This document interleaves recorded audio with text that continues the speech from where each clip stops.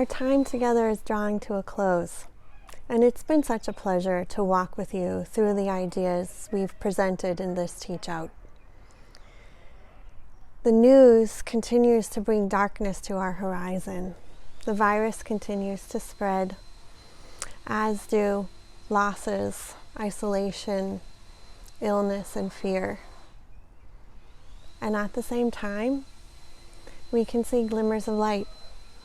Here in California, the maple tree has just unfurled its leaves, bringing the harbinger of summer. And maybe you can hear the children playing in the yard next door. In the midst of all of this darkness, woven in with glimmers of light, I want to introduce you to one more of my colleagues, BobQuinn, one of the co-founders of the Center for Positive Organizations and an inspiration to me for many years. Bob has always called me to think bigger, do more, and look for the light. And in this story that he shares with you, I want you to hear that in his own words. I'd like to tell you two stories. Story number one. A while ago, I met with a woman who was a first-line employee. She described something that had happened a year before. One day she went to work. Everyone was called into the foyer, and a list of names was read. Everybody whose name was on that list was asked to stand up. They were met by security guards, ushered to their desk, and ushered to the parking lot. They were downsized. That's a pretty typical story. That's a conventional way to handle a difficult problem. Now here's the part of the story that no one saw. A year later, this woman's telling me the story, and as she tells the story, she's trembling and she's in tears. It's a year later and she's still traumatized. She says to me, I'm looking for a job. I've been looking for a job for 12 months. Now, here's the contrasting story. I have a friend named Ricardo Levy. Ricardo is a successful entrepreneur. In building his first company, a recession hit. He had to cut 25% of the people. He did. He describes the meeting in which he announced the downsizing. He said at the end of the meeting, the people he fired stood up and gave him a standing ovation. That's an incomprehensible image. When I'm with a group of executives and I tell them that story, they go like this. I say, okay, you have 3 minutes. In groups, I want you to figure out what happened. At the end of 3 minutes, they say, oh, he had a history. He was a man of integrity and respect. In the process, he looked at every alternative other than the downsizing. He was totally transparent with these people. When he was in that room, he showed respect. He showed love.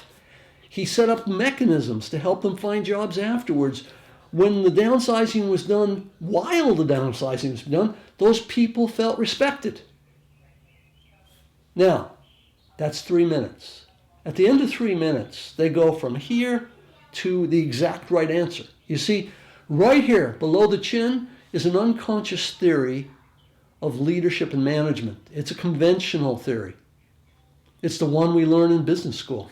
It's the one we teach each other every day. And it says, you're a widget and I'm a widget, and we're here to play a game. Down here, way down here is another theory. It's a theory of social excellence. We seldom access it.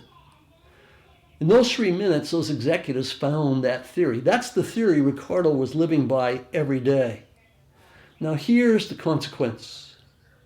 A year after the first downsizing, and a year after Ricardo's downsizing, what do we have? In one case, we have a company with a broken culture. People still looking for jobs. In the other case, we have survivors who are proud of the system they're in. They know they're respected. They're fully engaged. They're giving all they have. They relate to each other effectively.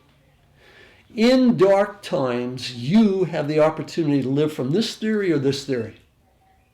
You have the opportunity to be a light that other people can follow. Dark times are a time of great opportunity to create a new and better culture. What I find myself thinking about these days are the ways that Bob's second story is the same and yet so different.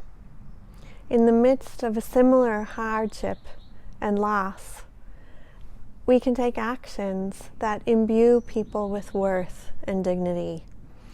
We can hold on to cultures that honor contributions. And we can take roles and infuse them with care and compassion to keep us connected.